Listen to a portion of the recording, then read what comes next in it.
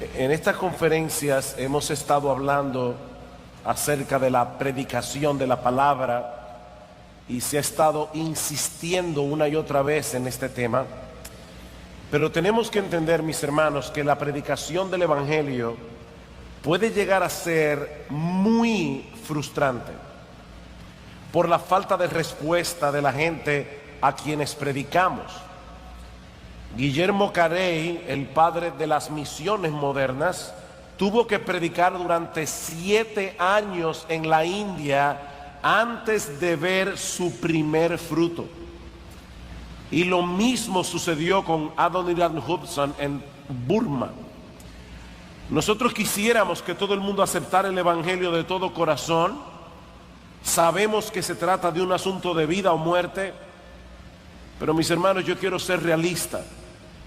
Lamentablemente eso no es así.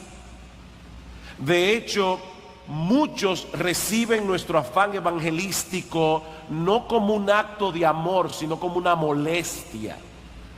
De hecho, algunos lo reciben como un insulto. Cuando yo era recién convertido, yo quise compartir el Evangelio con uno de mis mejores amigos de la adolescencia. Y cuando digo que era uno de mis mejores amigos de la adolescencia, me estoy refiriendo, hermanos, a que durante años, casi una década, ese amigo y yo salíamos todos los días. Éramos amigos muy cercanos. Pero cuando yo me convertí y traté de compartir el Evangelio con este mi gran amigo, no solo me frenó en seco, sino que nunca más lo volví a ver hasta el día de hoy. Eso es una realidad, hermanos. Predicar el Evangelio no siempre produce el fruto que queremos. Esa es una de las enseñanzas que nosotros encontramos en la famosa parábola del sembrador, que no vamos a estudiar esta tarde, vamos a estudiar otras parábolas en la tarde de hoy, pero el Señor Jesucristo compara a los que predican el Evangelio con aquellos que salen a sembrar la semilla de la palabra de Dios. Pero esa semilla no siempre cae en una buena tierra y por lo tanto esa semilla no siempre da fruto. Cristo dice, algunos tienen un corazón muy endurecido, otros son muy superficiales, otros tienen tantas preocupaciones por las cosas de este mundo que ahogan la palabra, y en otros casos todas las anteriores, ¿verdad? Pero esa no es toda la historia.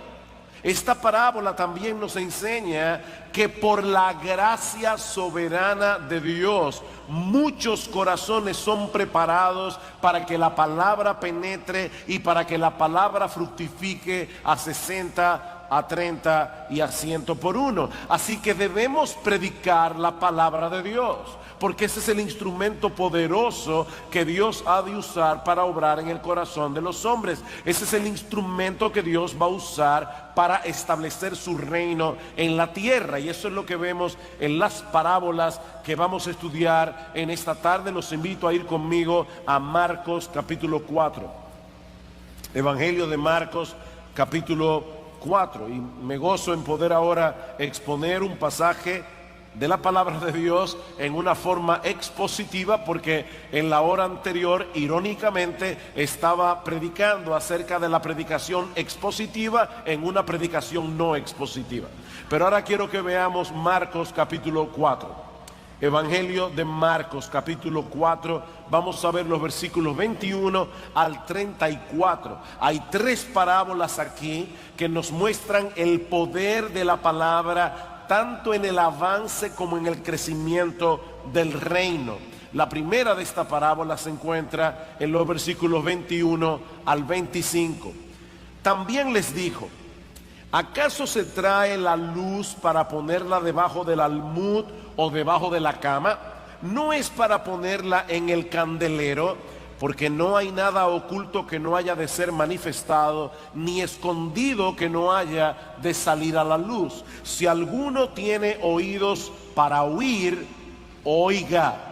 Les dijo también: mirad lo que oís, porque con la medida con que medís os será medido, y aún se os añadirá a vosotros los que oís, porque al que tiene se le dará, y al que no tiene, aún lo que tiene le será quitado. ¿Qué son las parábolas? Bueno, las parábolas son comparaciones, básicamente. El Señor se vale de una imagen, de una historia de la vida cotidiana, para enseñar verdades espirituales en una forma fácil de entender, en una forma memorable. Sin embargo, hermanos, tenemos que notar, porque de lo contrario no vamos a entender este pasaje, tenemos que notar que las parábolas también tienen el propósito de oscurecer esa misma verdad que se quiere dar a conocer cuando la persona está predispuesta en contra de la verdad. De manera, mis hermanos, que las parábolas revelan y ocultan la verdad al mismo tiempo. Esa misma comparación, esa misma ilustración que para algunos puede resultar sumamente didáctica, esclarecedora, para otras personas es una especie de acertijo. En ese sentido, podemos decir que las parábolas son un medio de gracia para los creyentes, pero son una señal de juicio para aquellos que desechan la verdad en contra de toda evidencia. Noten lo que dice el Señor en el capítulo 4, versículo 10. Cuando el Señor da la parábola del sembrador, los apóstoles y sus discípulos le preguntan en privado acerca de la parábola. Y escuchen esto, estas son palabras duras de parte de Cristo. Cuando estuvo solo, versículo 10, los que estaban cerca de él con los 12 le preguntaron sobre la parábola y les dijo: a vosotros os es dado saber el misterio del reino de Dios, mas a los que están fuera por parábolas todas las cosas, para que viendo vean pero no perciban, y oyendo oigan pero no entiendan, para que no se conviertan y les sean perdonados los pecados. Hermanos, ¿de qué está hablando Jesús aquí? Él está diciendo claramente: a ustedes yo les voy a explicar el significado de esta parábola. Piensen por un momento en la parábola del sembrador. Si nosotros no tenemos la explicación de Cristo, aquello parece una simple lección de agricultura, ¿verdad? El sembrador sale a sembrar, parte de la semilla cae en buena tierra, otra cae en una tierra que no es tan buena, y así sucesivamente. Pero luego el Señor en privado les dice a los discípulos: la semilla es la palabra de Dios, el sembrador es el que predica la palabra, y el terreno son los corazones de los hombres. Ahora podemos entender cuál es el significado espiritual de una parábola tan simple como la parábola del sembrador. Pero esas personas que estaban allí en aquel día no entendieron absolutamente nada. ¿Por qué Cristo les hablaba en parábolas? Estos judíos habían escuchado a Jesús predicarles el evangelio en una forma llana y directa. Ellos le habían visto demostrar su poder a través de milagros, a través de sanaciones, pero aún así no creyeron. De hecho, si ustedes leen el capítulo 3 al final del evangelio de Marcos, que nos prepara para estas 4 parábolas, en el capítulo 4, van a ver que allí los fariseos se atrevieron a acusar a Jesús de que él sacaba a los demonios por el príncipe de los demonios. Ellos se atrevieron a decir que Jesús estaba endemoniado, y ahora estaban sufriendo las consecuencias de tener que escuchar ese mensaje del evangelio en una forma enigmática. De ahora en adelante, solo los discípulos de Jesús tendrían el privilegio de recibir las enseñanzas de Cristo con toda claridad. Versículo 11 otra vez: y les dijo: a vosotros os es dado saber el misterio del reino de Dios, mas a los que están fuera por parábolas todas las cosas. Versículo 33: con muchas parábolas como esta les hablaba la palabra conforme a lo que podían oír, y sin parábolas no les hablaba, aunque a sus discípulos en particular les declaraba todo. A los discípulos en particular, y esto es importante, los discípulos de Cristo, los creyentes, tenían el privilegio de recibir la ayuda que ellos necesitaban para poder entender las enseñanzas de Jesús. Pero ese privilegio era también una gran responsabilidad, y eso es básicamente lo que el Señor nos enseña en esta primera parábola. Versículo 21 otra vez. También les dijo: ¿acaso se trae la luz para ponerla debajo del almud? El almud era una especie de canasta que se usaba en aquellos días para contener o medir granos. Dice: ¿acaso se toma una luz y se pone debajo del almud o debajo de la cama? ¿No es para ponerla en el candelero? Hermanos, obviamente, aunque parezca demasiado obvio, ¿verdad?, debemos recordar que en aquellos días la gente no llegaba a una habitación y encendía un interruptor y se prendía la luz. La única fuente de luz que ellos tenían en las casas eran unas lámparas de barro cocido, que es a las que se refiere el Señor aquí. Así que la idea de esconder esas lámparas, que era la única fuente de luz, era algo completamente ridículo. Cuando lo que el Señor está diciendo es: así de ridículo es esconder la palabra de Dios.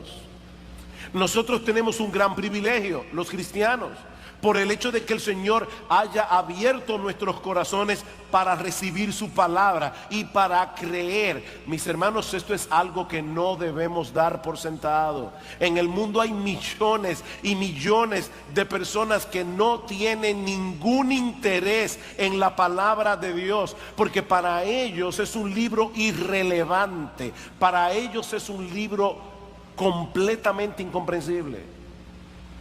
¿Qué dice Pablo en 1 Corintios 2:14? El hombre natural no percibe las cosas que son del Espíritu de Dios, porque para él son locura. ¿Y qué es un hombre natural? Es un hombre que no ha sido regenerado. Para él son locura y no las puede entender, porque se han de discernir espiritualmente. ¿Alguna vez ustedes han visto estos fanáticos de la ópera, que les encanta que las personas escuchen ópera, y ponen a individuos que ni les gusta el estilo musical, ni saben ni pío de italiano, y lo ponen a escuchar la ópera? Bueno, es posible que esa persona pueda deducir algunas cosas al ver la actuación de los cantantes, porque en la ópera se actúa, ¿verdad? O a través de los gestos corporales de los artistas, pero ellos seguramente van a perder la esencia de la trama. Ellos no van a poder apreciar la riqueza de la lírica. Mis hermanos, algo similar ocurre cuando el incrédulo escucha la palabra. Es como un pollo viendo televisión. Él entiende algunas ideas aquí y allá, pero él no puede entender la esencia del mensaje. Él no puede captar el tesoro incomparable que se le está ofreciendo en el Evangelio. Pero hermanos, qué privilegio nos ha dado Dios. Dios te abrió el entendimiento, si tú eres creyente, no solo para que puedas entender la palabra de Dios, sino para que ames la palabra, para que obedezcas la palabra. Nosotros, como dice John MacArthur, hablamos el lenguaje de Dios. Dios nos enseñó su lenguaje. Y mis hermanos, eso es lo que distingue a un verdadero creyente de uno que no lo es. Y eso es vital enfatizar en el día de hoy, porque mucha gente cree que cree, pero no cree. Su estilo de vida desmiente su profesión de fe. Una cosa no encaja con la otra. ¿Qué decíamos en el mensaje anterior? ¿Cómo se distinguen las ovejas de Jesús? Porque escuchan su voz, porque siguen a Jesús. Mis ovejas oyen mi voz, yo las conozco, me siguen. Esa es la marca distintiva, mis hermanos, del verdadero cristiano. El cristiano escucha la palabra, ama la palabra, cree la palabra, obedece la palabra. De lo contrario, no es creyente. Y lo que el Señor está diciendo aquí en esta parábola es que ese tesoro que se nos ha confiado de entender la palabra, de amar la palabra, de apreciar la palabra, debemos compartirlo con otros. ¿Por qué otra razón se nos ha dado una lámpara si no es para alumbrar, para que esa luz pueda brillar? Hermanos, es inconcebible que en una casa que está completamente a oscuras alguien tenga una lámpara en la mano y decida ponerla debajo de una canasta o esconderla debajo de la cama. Pero es más inconcebible cuando se trata de la luz del Evangelio.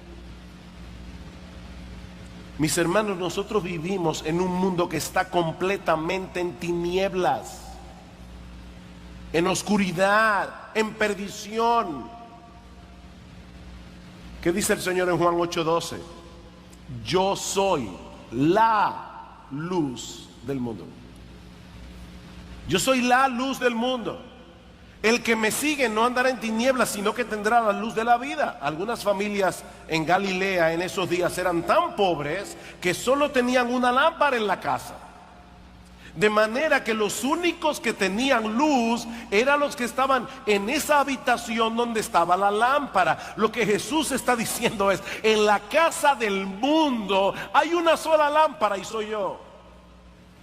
El que no está alrededor de Jesús está en tinieblas, no tiene luz. Y lo que el Señor nos está diciendo, hermano, a ti y a mí, es que si nosotros tenemos esa luz, tenemos que hacerla brillar. Versículo 22. Porque no hay nada oculto que no haya de ser manifestado, ni escondido que no haya de salir a la luz. ¿De qué está hablando Cristo aquí? Algunas personas dicen, bueno, que lo que tú haces en secreto te lo van a sacar en público en aquel día. Bueno, yo creo que eso va a suceder en el día del juicio, pero no es de eso que está hablando el texto. Cristo no ha cambiado de tema. Él está hablando de esa luz que debemos hacer brillar. Recuerden, hermanos, el contexto que yo acabo de darles. Por un tiempo, dice Cristo, esta luz estuvo reservada únicamente para los discípulos. Solo a ustedes les explico las cosas, a los demás en parábolas, pero no siempre iba a ser así. Iba a llegar el día cuando nuestro Señor Jesucristo iba a morir en la cruz, iba a resucitar al tercer día y le iba a dar una gran comisión a la iglesia. ¿Y cuál era la comisión? Esa luz que yo les he entregado a ustedes, esa luz que yo he puesto en las manos, no era para que siguiera oculta para siempre. Ahora ustedes deben llevarla al mundo entero. Esa luz tiene que iluminar el mundo entero. Cuando tú guardas una cosa valiosa y la pones en un lugar seguro, pregunta, ¿es para dejarla ahí para siempre o para sacarla en el momento oportuno? Piensa en la Navidad, ¿verdad? Uno a veces, los que son muy previsores, compran los regalos de los niños desde septiembre. Y esconden los regalos y lo dejan ahí en un lugar. ¿Y para qué tú escondes el regalo que le vas a dar a tu hijo en Navidad? Bueno, porque tú quieres sacarlo en el momento oportuno. Ahora, imagínense un papá que dice, wow, le compré una bicicleta de Navidad a mi hijo, pero como yo tengo temor de que la estropee, la voy a dejar ahí para siempre. Eso no tiene sentido. Lo que nunca será visto ya no está escondido, está perdido, dice alguien. Y eso es lo que no debemos hacer con el tesoro del Evangelio. Luego de la muerte y resurrección del Señor Jesucristo, los creyentes debemos predicar el mensaje de salvación abiertamente en todo el mundo. Esa fue la gran comisión que el Señor nos dejó. Id y haced discípulos a todas las naciones. Mi hermano, déjame hacerte una pregunta. ¿Te ha dado Dios a ti el privilegio de entender su palabra? ¿Tú entiendes por lo menos el mensaje esencial del Evangelio cuando tú lees las Escrituras? Para más privilegio, ¿te ha dado Dios la oportunidad de ir a una iglesia? donde los que predican te explican el verdadero mensaje de las Escrituras, te ayudan a entender mejor las Escrituras. Dice el salmista en el Salmo 119, 130, la exposición de tus palabras imparte luz, alumbra, da entendimiento a los simples. Pregunta otra vez, ¿tú recibes luz a través del púlpito cuando es expuesta la palabra de Dios?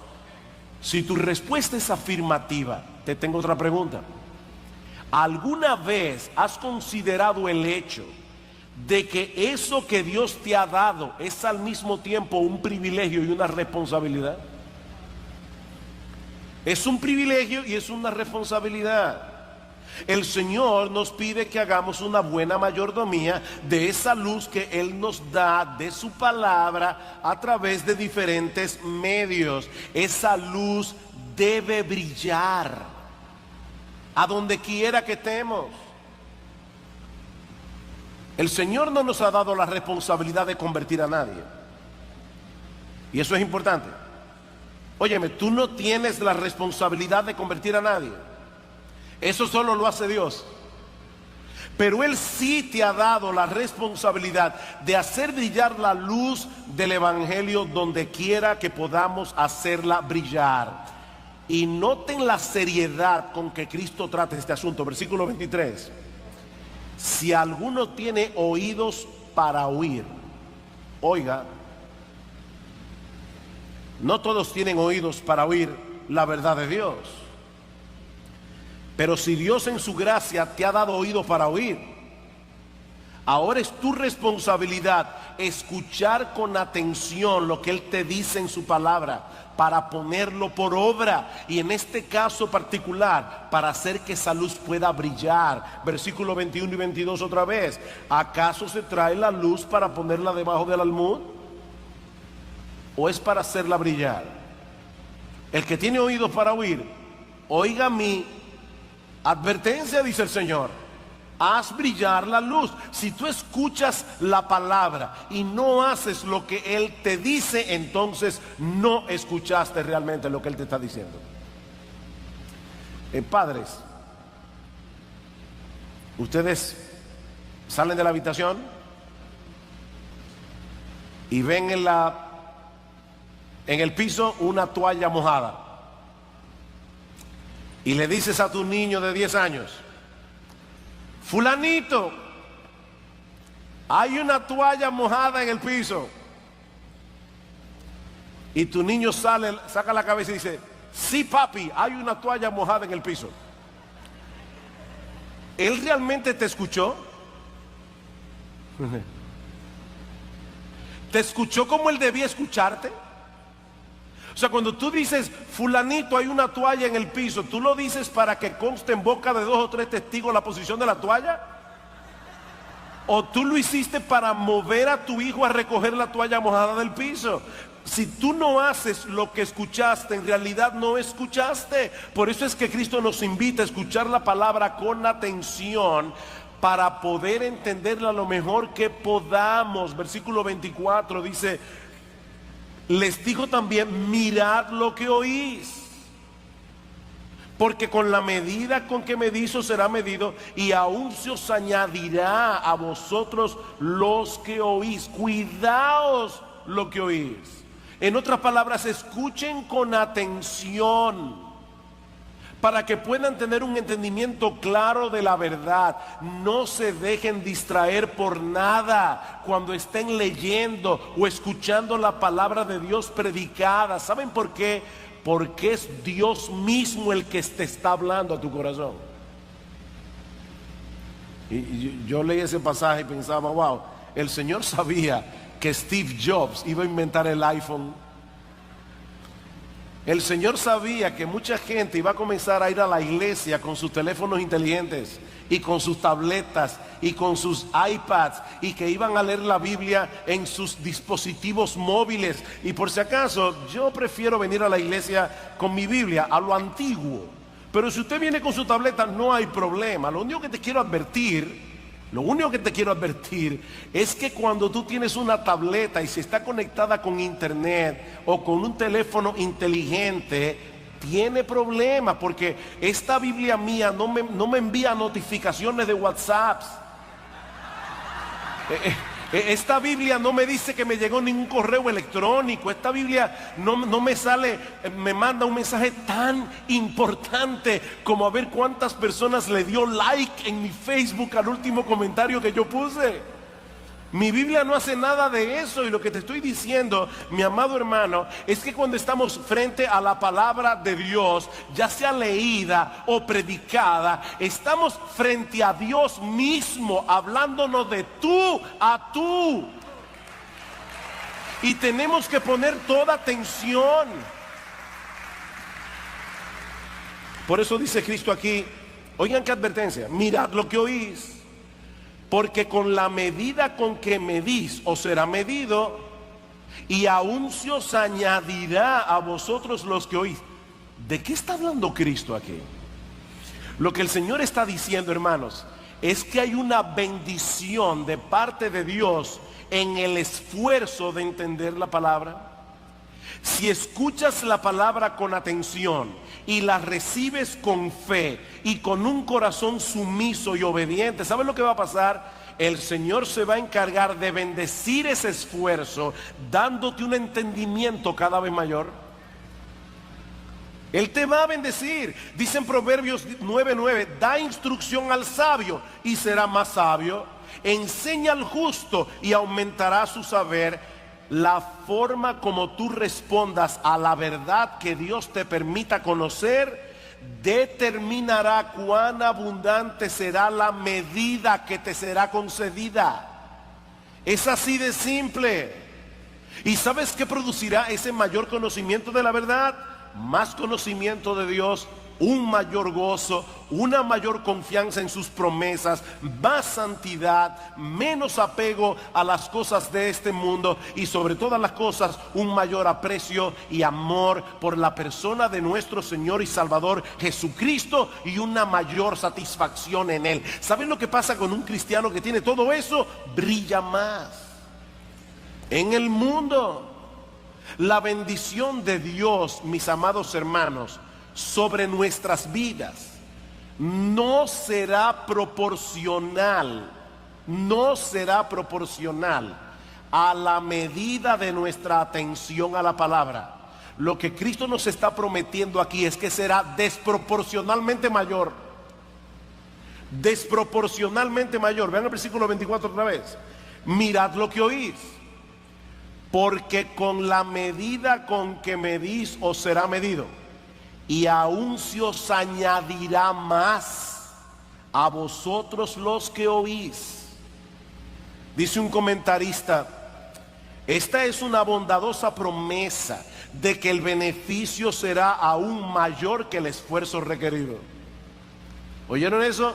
El beneficio será mayor que el esfuerzo requerido. Dios en su generosidad dará al oidor diligente una bendición que será más grande en proporción, más de lo que con justicia podríamos esperar. Versículo 25. Pero esto tiene una moneda de dos caras, porque al que tiene se le dará, y al que no tiene, aún lo que tiene le será quitado. Aquel que ha recibido los beneficios que vienen a nosotros a través de un oído diligente, seguirá recibiendo cada vez más y seguirá brillando cada vez más. Pero si dejas de poner atención a la palabra de Dios, las capacidades que ahora tienes se irán atrofiando. Y tarde o temprano terminarás perdiendo aún lo que ahora tienes. Es una pena, yo tengo 34 años como pastor en nuestra iglesia. ¿Qué pasó? No es que es una pena que tengo 34 años, lo voy a decir ahora que tengo una pena. La pena es, hermanos, que en esos 34 años, a través de toda nuestra historia, Yo he visto a muchos creyentes pasar por ese proceso. Personas que en un momento dado eran hombres que estaban ardiendo, mujeres que estaban ardiendo para el Señor. Ahora uno no sabe ni siquiera si son creyentes. ¿Qué pasó ahí? Comenzaron a descuidarse, a descuidarse, a descuidarse, y aún lo que tuvieron una vez ya no lo tienen. Esa es la advertencia del Señor aquí. Y es probable que al final de la historia nos demos cuenta que tales personas nunca fueron verdaderas ovejas de Cristo, porque recuerda que la marca distintiva de la oveja del Señor, ¿cuál es? Oye su voz y le sigue. Pero aún nos restan dos parábolas aquí que veremos más brevemente. Ya el Señor nos ha dicho que debemos compartir la luz que recibimos de la palabra. Pero ahora el Señor quiere mostrarnos que esa palabra opera misteriosamente en el corazón de los hombres, para que no caigamos en el error de medir los resultados por lo que nuestros ojos pueden ver. Versículo 26. Decía además: así es el reino de Dios, como cuando un hombre echa semilla en la tierra y duerme y se levanta de noche y de día, y la semilla brota y crece sin que él sepa cómo. Porque de suyo lleva fruto la tierra, primero hierba, luego espiga, después grano lleno en la espiga, y cuando el fruto está maduro, enseguida se mete la hoz, porque la siega ha llegado. Y la siega de la que se habla allí no es el fin del siglo, no es el juicio final. La siega es la cosecha del fruto que produce la palabra predicada. En la parábola anterior, el Señor había comparado la verdad de su palabra con la luz de una lámpara. Aquí la compara con una semilla. Yo no sé cuántos de ustedes alguna vez han tratado de plantar un huerto, pero una de las cosas que se requiere para plantar un huerto es paciencia. Porque una vez tú plantaste la semilla en la tierra, comenzó un proceso que tú no controlas, y un proceso que no se puede ver hasta que la planta crece. Esa es la enseñanza del versículo 27. Cuando dice el Señor aquí que el sembrador duerme, se levanta de noche y de día, la semilla brota y crece sin que él sepa cómo. Él siembra la semilla, pero luego él no sabe cómo es que crece, porque eso ya no depende de él. La semilla, mis hermanos, tiene su propio poder reproductivo. Y es sorprendente de verdad ver el tamaño de la planta que puede llegar a salir de una pequeña semilla, y todos los frutos que esa planta va a poder producir cuando el árbol crezca. La semilla es uno de esos elementos comunes y al mismo tiempo extraordinarios de la naturaleza. Yo no sé si alguna vez se han puesto a pensar en eso, hermano, pero dentro de una semilla está encerrado todo el potencial que esa semilla necesita para reproducirse a sí misma y para fructificar. Y Cristo está diciendo lo mismo ocurre con la palabra de Dios. Siembra la palabra a través de la predicación, luego Dios se encargará de hacerla crecer en los corazones como Él quiera y cuando Él quiera. Leí una historia hace mucho tiempo de un granjero llamado Luke Short. Es una historia famosa, una historia verídica. Este granjero Luke Short salió de Inglaterra hacia Nueva Inglaterra. Cuando llegó a cumplir los 100 años de edad, Luke Short estaba bastante vigoroso y fuerte, pero él no disfrutaba de la paz con Dios. Un día este hombre está sentado en su campo y está reflexionando sobre su larga vida. Y de repente, mis hermanos, este hombre recordó un mensaje que él había oído un poquito de tiempo antes de partir, de embarcarse desde Inglaterra, un sermón que había escuchado del predicador John Flavel, para decirlo en español. Cuando Luke tenía 15 años de edad. E increíblemente, hermanos, el horror de morir bajo la maldición de Dios fue tan fuerte que allí mismo se convirtió al Señor 85 años después de haber escuchado ese sermón. Tú nunca sabes cómo es que va a obrar la palabra. Dios se la luce a veces, hermanos. Dios tiene forma tan extraña de obrar. Leí el testimonio de un pastor a quien conozco personalmente. Voy a reservarme el nombre, pero el hijo de este pastor había sido rebelde, salió de la casa, vivió una vida bien perdida. Y dice él que un día él estaba en el trabajo y una compañera de trabajo le envió un texto de Romanos, pero no decía cuál era el texto. Así que él dice, wow, yo sé que yo he leído ese texto en la carta de Pablo a los romanos, pero no me acuerdo dónde estaba el texto. Así que él decide irse a la casa y comenzar a leer la carta a los romanos para encontrar el versículo que la amiga de trabajo le había citado. Pero antes de llegar a la casa, pasó por una licorería y compró una botella de alcohol. Luego pasó por donde un tipo que vendía marihuana y compró un paquete de marihuana. Así que él llegó a la casa, comenzó a leer Romanos, a beber alcohol y a fumar marihuana. Dice, cuando iba por el capítulo 10, yo estaba borracho, endrogado y convertido. ¿Quién entiende eso? ¿Quién entiende eso? Hermanos, Dios obra de maneras misteriosas. Nosotros simplemente sembramos la palabra. La palabra tiene un poder increíble.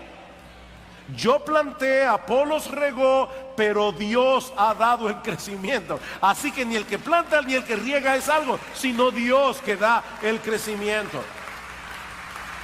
Mis hermanos amados, nuestra labor es plantar la palabra, la de Dios, es hacerla germinar en el corazón. Y repito, cuando Él quiere y como Él quiera. ¿Saben lo que pasa cuando nosotros olvidamos ese principio tan sencillo de la palabra de Dios? Que tarde o temprano vamos a comenzar a buscar la manera de manipular los resultados. Estoy sembrando la semilla, estoy predicando el evangelio, pero yo no veo mucha gente en la iglesia. Tal vez debemos usar otra metodología. Tal vez debemos introducir otras actividades en la iglesia o usar una música más cool para atraer a los jóvenes sobre todo. Mira, mi hermano, déjame decirte algo. La salvación es del Señor. Solo Él puede darle vida a un pecador que está muerto en sus delitos y pecados. Y Él ha decretado hacer eso únicamente a través de la predicación de la palabra. Haz lo que tú quieras en la iglesia. No vas a lograr que los pecadores vengan al conocimiento del Señor. Dice en Juan 1:13, los que experimentan el nuevo nacimiento no son engendrados de sangre, ni de voluntad de carne, ni de voluntad de varón, sino de Dios. En otras palabras, eso no depende de nosotros. ¿Oyeron eso, padres? Padres que están aquí, la salvación de nuestros hijos no está en nuestras manos. Y yo sé que hay una carga en nuestros corazones por la salvación de los nuestros, por la salvación de nuestros hijos. Pero mi hermano, tú no puedes llevar esa carga sobre tus hombros. Déjasela al buen pastor. Tú no puedes lograr la salvación de tus hijos, ni la de ellos, ni la de nadie más. Nuestro único papel es sembrar la semilla. Y a veces nos va a dar la impresión de que no está sucediendo nada. Yo recuerdo cuando yo estaba recién convertido, entré a la universidad a estudiar arquitectura y tenía dos amigas, o una amiga mejor dicho, y una amiga de la amiga. Y cuando yo le predicaba la palabra a mi amiga, ella lloraba. Y yo decía, wow, le comentaba a veces a mi esposa, ya éramos amigos en ese tiempo, le decía, wow, yo creo que fulana va a ser mi primera convertida. Esa es mi inocencia de nuevo creyente. Oye, pero ella tiene una amiga que es tan dura. Esa muchacha no pone atención a la predicación, no le importa. Resultado, la amiga que lloraba todavía sigue ahí, inconversa. La otra se convirtió al Señor y ahora está en la presencia del Señor porque murió para Él y vivió para Él. Ese es el resultado de la palabra, hermanos. Dios lo hace misteriosamente. Esa semilla es tan poderosa que cuando es sembrada en un corazón preparado por la gracia soberana de Dios, nada ni nadie va a detener el resultado. Eso es imposible. Es la palabra de Dios. De hecho, me encanta como lo dice el mismo Señor aquí. Dice en el versículo 28, porque de suyo lleva fruto la tierra, primero hierba, luego espiga, después grano lleno en la espiga, y cuando el fruto está maduro, enseguida se mete la hoz, porque la siega ha llegado de suyo, por sí misma. La palabra griega es automate. Lo que Cristo está diciendo es que hay un proceso divinamente automatizado ahí.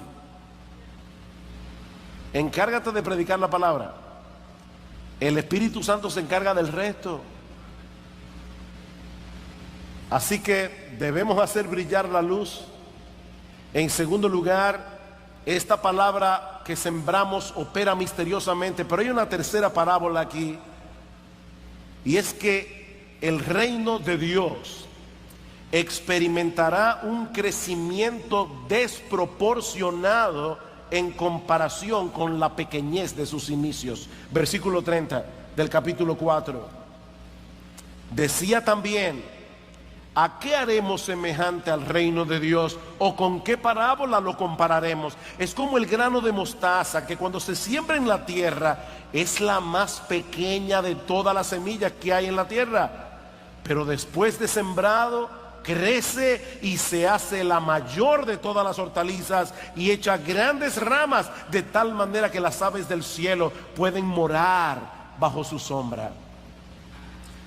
La semilla de mostaza es la más pequeña que se sembraba en los campos de Israel. No es la más pequeña del mundo, pero es la más pequeña de la semilla que se sembraba en Israel. Mide aproximadamente 1 o 2 milímetros de ancho. Para que tengan una idea, es como un grano de arena entre tus dedos. Y sin embargo, puede llegar a producir un arbusto de hasta 12 o 15 pies de altura y 6 pies de ancho, de manera que el crecimiento no es proporcional al tamaño de la semilla. Y lo que el Señor está diciendo a sus discípulos aquí en esta parábola es que así será el crecimiento del reino de Dios. Comenzó con un pequeño grupo de hombres que no parecían tener mucha capacidad de impacto. Hermanos, no idealicen a los apóstoles.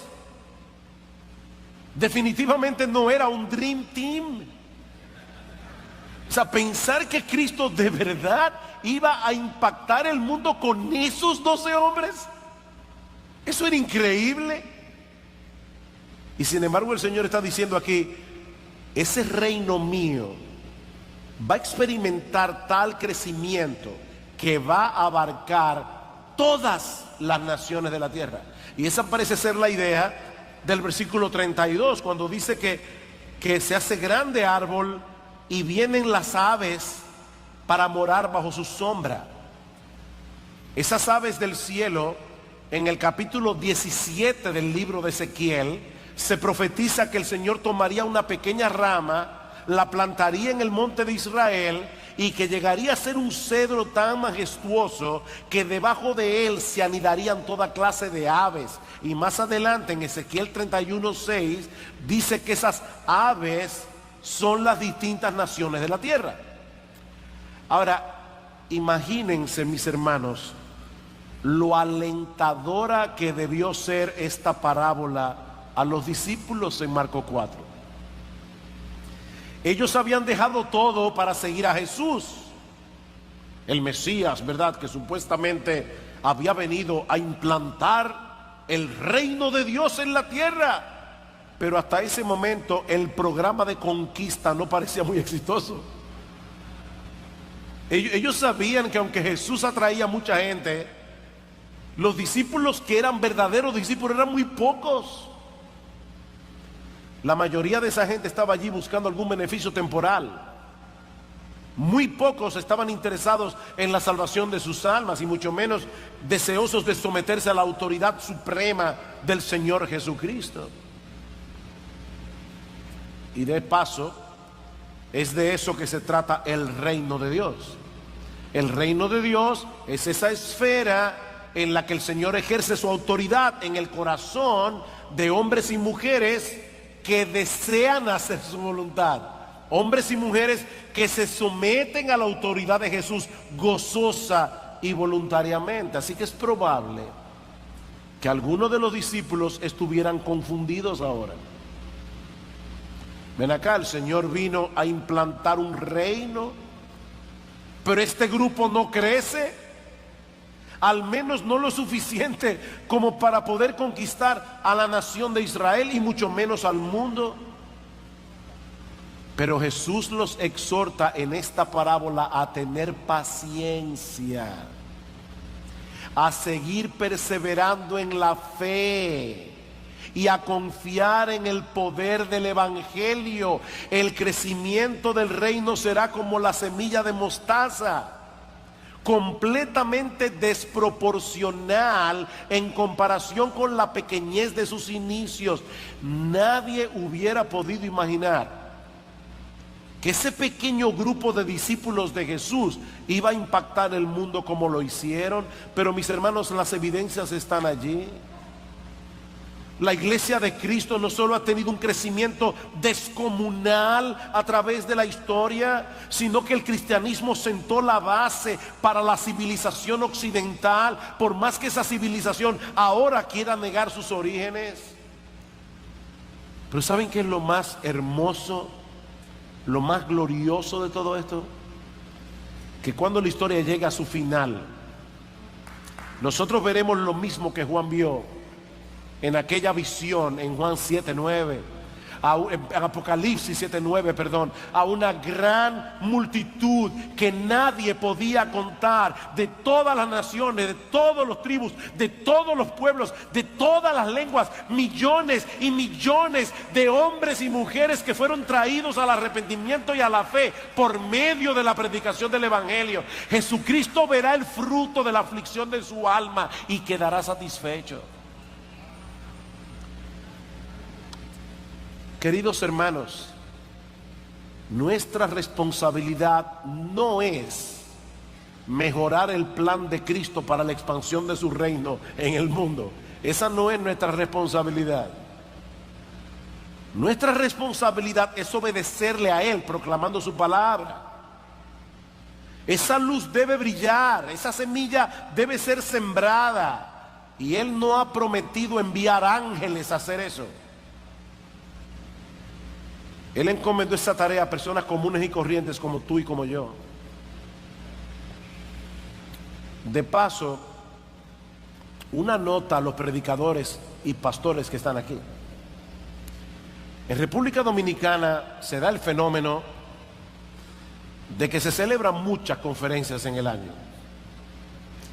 Y vienen muy buenos predicadores y damos gracias a Dios por eso. El año antepasado estuvo allí el pastor Steve Lawson, estuvo John MacArthur, ha estado John Piper. ¡Qué bueno! Nos gozamos en eso. Pero pastores, Cristo no está edificando su iglesia a través de pastores conocidos. Cristo está edificando su iglesia a través de pastores ordinarios, hombres que probablemente nadie conoce, hombres que no tienen mensajes en YouTube, hombres que no tienen blog, pero que están haciendo la obra de Dios. Cristo no necesita celebridades para hacer su obra.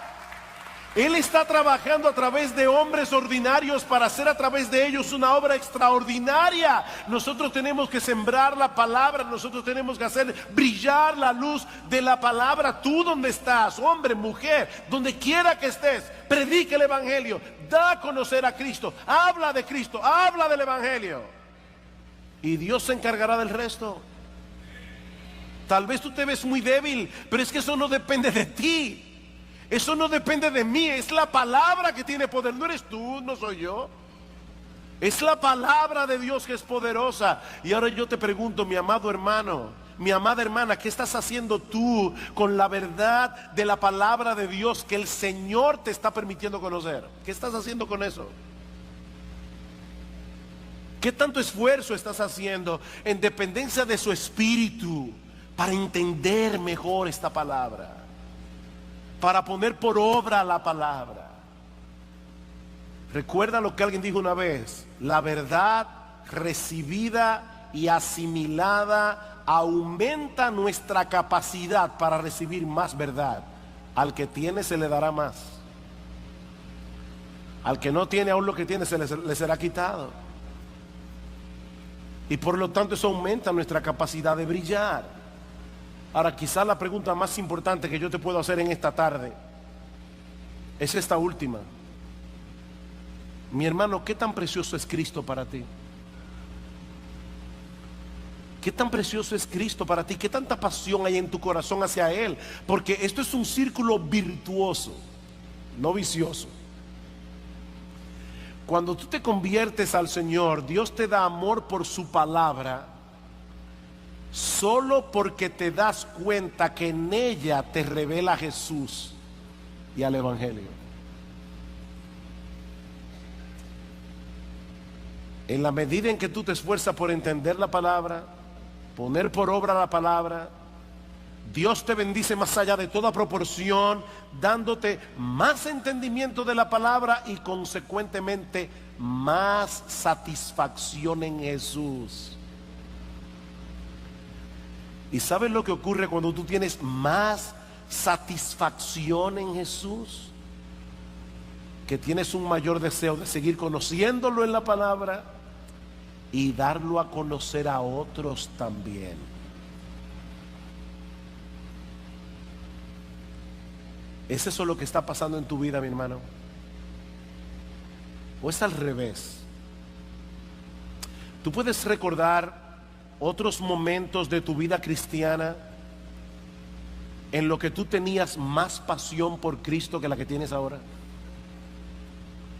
Otros momentos de tu vida cristiana en que tú nunca habrías tenido que escoger entre ver el Facebook o hacer tu devocional. Como hay un pastor amigo mío que dice: deja el famoso Facebook y pon tu face en el book.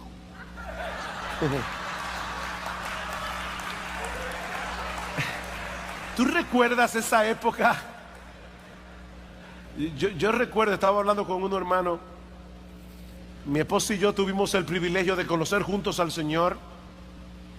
Yo fui invitado a un estudio bíblico un sábado en la noche. El domingo en la mañana la llamé a ella. Yo tenía 17, ella 16. Y fuimos juntos a la iglesia. El que gana alma es sabio. Y hermano, yo recuerdo de verdad lo impresionante que fue para nosotros descubrir la Biblia. Wow, ¿qué libro es este? Era extraordinario. Y como estábamos de vacaciones, podíamos leer 10, 15, 20, 25 capítulos diarios de la Biblia. Han pasado los años